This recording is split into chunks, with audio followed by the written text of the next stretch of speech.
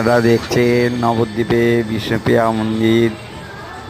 এই মন্দির দর্শন করলে সকলের পূর্ণ হয়।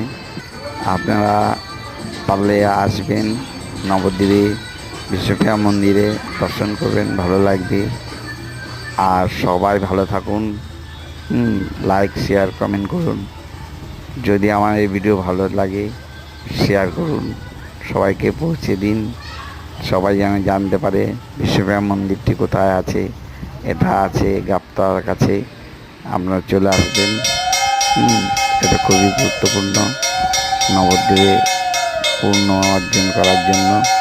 আপনারা আসবেন, ভালো লাগবে।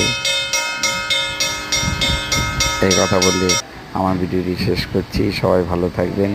লাইক দিন, প্লিজ লাইক দিন। লাইক না দিলে ভিডিও তৈরি করবো কী করে বলুন? প্লিজ লাইক দিন। আপনাদের সুস্থ কামনা করে ভিডিওটি শেষ করছি। থ্যাংক ইউ, ধন্যবাদ।